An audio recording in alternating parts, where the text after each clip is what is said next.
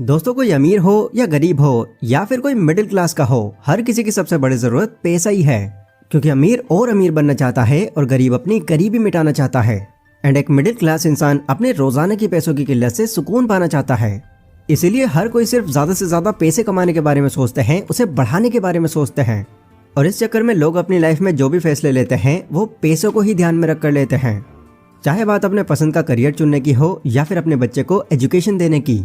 लोग हर फैसला यही सोच कर लेते हैं कि किस फील्ड या फिर किस इंडस्ट्री में जाया जाए जहां अपॉर्चुनिटी ज्यादा हो।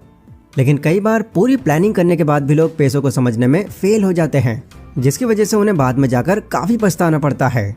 और ये होता इसलिए है क्योंकि यहाँ वो अगेन पैसों को समझने की कोशिश करते हैं, ना कि पैसों के पीछे की साइकोलॉजी को।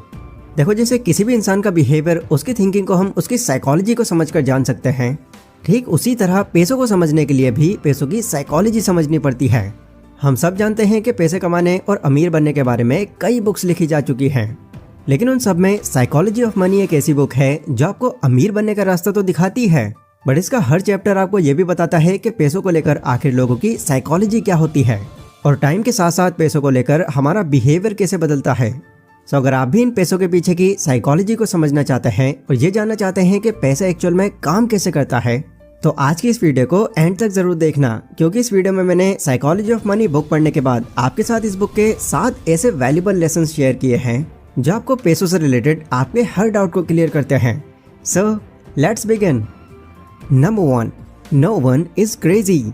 आपने देखा होगा जब इन्फ्लेशन कम होता है तब स्टॉक मार्केट के अंदर लोग जल्दी जल्दी शेयर्स खरीद लेते हैं, और जब इन्फ्लेशन हाई होता है तो उस टाइम लोगों के अंदर शेयर्स बेचने की एक होड़ सी लग जाती है।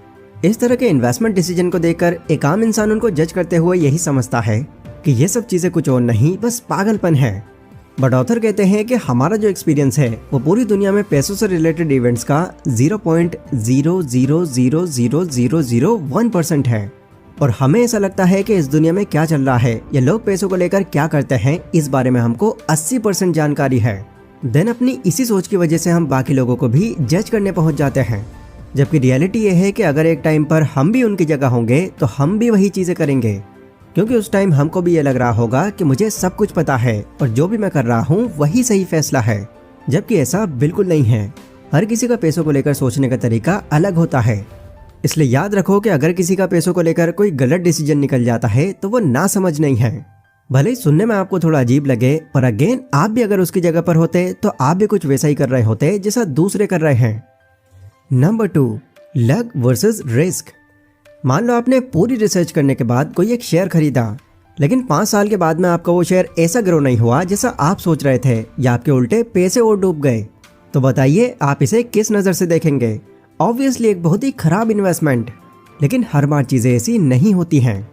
हो सकता है आपने सही डिसीजन लिया हो लेकिन आपका लक खराब हो, या अचानक ही कुछ ऐसा हो गया हो जिससे कंपनी की वैल्यू ही डाउन हो गई हो, क्योंकि चीज़ें हमेशा हमारे कंट्रोल में नहीं होती हैं। भले ही रिसर्च में आपने कोई स्टॉक ग्रो होने के 90% चांस देखे थे, बट एक्चुअल में हो सकता है उसके पहले से ही सिर्फ 10% चांस हों, और आपके बैड लक की वजह से ही आपके पैसे डूब गए हों। अब शायद इस चीज़ को आप एक बैड इन्वेस्टमेंट डिसीजन ना कहें।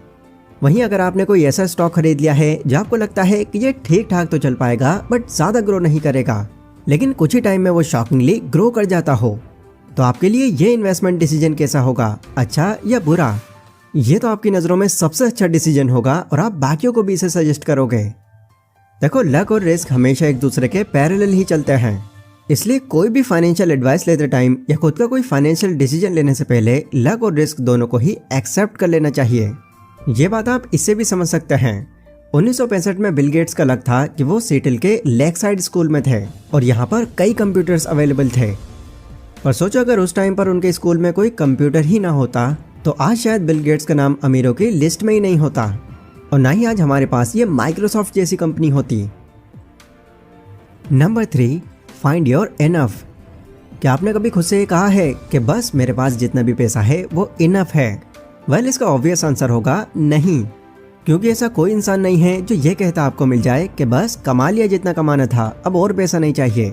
लोगों के पास जितना भी होता है हमेशा वो उससे ज़्यादा की उम्मीद रखते हैं, क्योंकि हमारे लिए इनफ होने का मतलब है अपने पोटेंशियल को पुश ना करना और अपने हाथ से हर वो अपॉर्चुनिटी मिस कर देना जो आपको आगे ले जा सकती थी। जबकि ऑथर कहते हैं कि इनफ का मतलब जैसा हम समझ कर बैठे हैं वैसा नहीं है। इनफ फील ना होना एक ऐसी भूख है जो कभी खत्म नहीं होती है। लोग थोड़ा और के चक्कर में कई ऐसे रिस्की इन्वेस्टमेंट्स कर देते हैं जो कई बार उनकी जिंदगी भर की कमाई डुबा देता है। इसका ऑथर ने एक एग्जाम्पल भी दिया है। कोलकाता के एक स्लम से निकलकर रजत गुप्ता दुनिया की सबसे फेमस काउंसलिंग फर्म मैकेंजी के CEO बन चुके थे एंड उस टाइम उनके पास अराउंड $100 मिलियन की नेटवर्थ थी।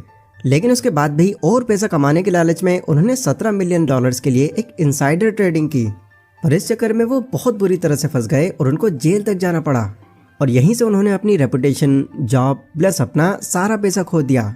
इसलिए सही टाइम पर यह समझ लेना कि मेरे पास इनफ है ये बहुत ज़रूरी है, क्योंकि ऐसा करके आप ज़्यादा शांति से और सुकून से अपनी लाइफ जी पाएंगे।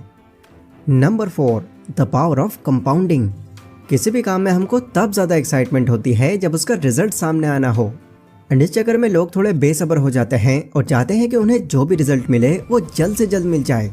जैसे अगर किसी ने कोई साइड हसल करके थोड़ा पैसा कमा लिया तो वो सोचते हैं कि इसकी तरह साइड हसल करके वो भी पैसा कमा लेंगे, लेकिन फिर जब उनके काम में वो रिजल्ट नहीं मिलता जो उन्होंने सोचा था तो इससे उनके इस काम से उम्मीद ही टूट जाती है और वो उसको फौरन क्विट कर देते हैं। क्योंकि कई लोग ये बात समझते ही नहीं कि अच्छी चीज़ों का रिजल्ट मिलने में टाइम लगता है, कभी कुछ महीने तो कभी कुछ साल भी। एग्जाम्पल के लिए आप वॉरेन बफेट को ही देख लीजिए। आज के टाइम में उनकी सक्सेस के ऊपर 2000 से भी ज़्यादा बुक्स लिखी जा चुकी हैं, बट बहुत कम लोग ये बात जानते हैं कि दुनिया के सबसे जाने माने इन्वेस्टर वॉरेन, जिनकी नेटवर्थ ही आज के टाइम पे $110.8 बिलियन की है, उन्होंने अपनी नेटवर्थ का $81.5 बिलियन अपने 65वें बर्थडे के बाद कमाया था। और सरप्राइजिंग ये है कि उन्होंने अपनी इन्वेस्टमेंट करना 11 साल की उम्र में ही शुरू कर दिया था। देन फिर 1 मिलियन तक पहुंचने पर उनकी एज 30 साल की हो गई थी। 59 साल की एज में उन्होंने $3.8 बिलियन कमाए और बाकी जो उनका डबल ट्रिपल हुआ वो 60 की एज के बाद हुआ। लोग सोचते हैं कि वॉरेन बफेट की सक्सेस का राज उनकी इन्वेस्टमेंट स्किल है, जो कि बहुत हद तक सही भी है, लेकिन उनके इतने कामयाब होने के पीछे का सीक्रेट यही कंपाउंडिंग है। Number 5, our plans are never accurate. Mike Tyson ने एक बार कहा था कि everybody has a plan until they get punched in their face. मतलब हर किसी इंसान के पास एक प्लान होता है जब तक उसके सामने कोई प्रॉब्लम ना आ जाए।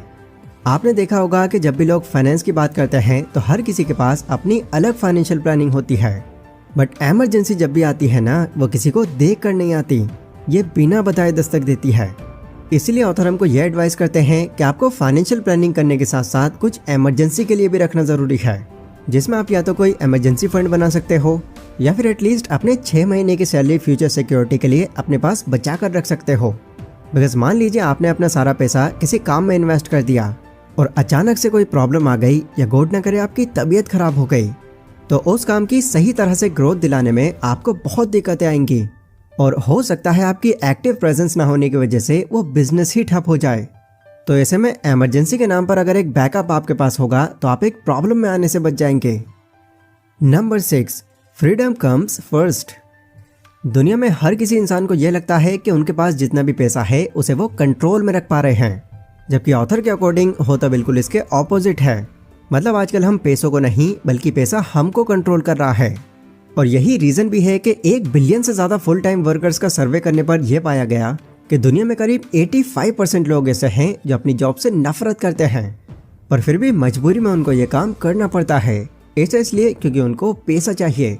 हाँ, बिल्कुल इस बात में कोई दोहराई नहीं है कि एक अच्छी ज़िंदगी के लिए पैसा बहुत ज़रूरी है, लेकिन पैसे से भी जो चीज़ इंपॉर्टेंट होती है वो होती है आपकी फ्रीडम। भले ही आप बहुत पैसे कमाते हैं, लेकिन उस पैसे को एंजॉय करने का अगर आपके पास टाइम ही नहीं है तो आपके लिए ज़्यादा पैसे कमाने का क्या ही मतलब है। लोग अपनी फ्रीडम को उतनी इंपॉर्टेंस कभी देते ही नहीं। ऐसे आपने कई लोग के एग्जाम्पल्स देखे होंगे जो पैसे तो बहुत कमाते हैं, लेकिन रात हो या दिन हो वो बस अपने काम में ही लगे रहते हैं। इसलिए ऑथर कहते हैं कि पैसा कमाने में इतना भी मत खो जाओ कि आप अपनी पर्सनल लाइफ को ही भूल जाओ। Number 7, no one gives a dash. दूसरों का ओपिनियन हमारे एक्शंस को ज़्यादा कंट्रोल करता है। चाहे हम कोई घर खरीदें, कोई कार खरीदें या फिर कपड़े खरीदें, हम यही सोचते हैं कि जब दूसरे लोग हमारी इन चीज़ों को देखेंगे तो वो हमारी ज़्यादा रेस्पेक्ट करेंगे और हमारी वैल्यू करना शुरू कर देंगे। पर नहीं, ऐसा नहीं होता, क्योंकि अगर आपकी कोई चीज़ दूसरों को पसंद आ जाती है तो वो उस चीज़ को अच्छा बोलेंगे, ना कि आपको। जैसे फॉर एग्जाम्पल आपके पास एक बहुत ही महंगा फ़ोन है तो जो भी लोग आएंगे वो आपके उस चमचमाते फोन पर नजर दौड़ाएंगे, ना कि आप पर। देखो कई बार हम क्या करते हैं, सिर्फ दूसरों को दिखाने के लिए हम बहुत पैसे उन चीजों पर खर्च कर देते हैं जिनकी उस टाइम पर हमको कोई खास जरूरत भी नहीं होती, पर क्योंकि वो उनको दिखानी होती है यही सोचकर वो उसको खरीद ही लेते हैं। इसलिए ये भी कहना है ऑथर का कि दूसरों के बारे में इस कदर सोचना आपको बंद कर देना चाहिए। अगर आप ऐसा करेंगे तो कई अलग अलग तरह के फालतू खर्चों से आप खुद को बचा सकेंगे। तो गाइज ये थे वो 7 लेसन्स जो मैंने आपको मॉर्गन हाउसेल की book the psychology of money से बताए हैं। वैसे इस बुक में और भी कई लेसन्स हैं जो पैसों को लेकर आपकी सोच बदल कर रख सकते हैं। अगर आप उनके बारे में जानना चाहते हो तो कमेंट सेक्शन में पार्ट 2 लिखिए, मैं उस पर भी वीडियो बना दूंगा। और देखो जितने ज़्यादा कमेंट्स होंगे वो वीडियो उतनी ही जल्दी आएगी। बाकी ये वाली वीडियो अगर आपको पसंद आई हो तो इसको लाइक और शेयर ज़रूर करें। एंड बाकी अगर किसी और टॉपिक पर आप कोई वीडियो चाहते हैं तो वो भी आप लोग मुझे कमेंट सेक्शन में बता सकते हैं। सो मैं मिलता हूँ अपनी नेक्स्ट वीडियो में, तब तक के लिए stay safe, stay healthy, take care.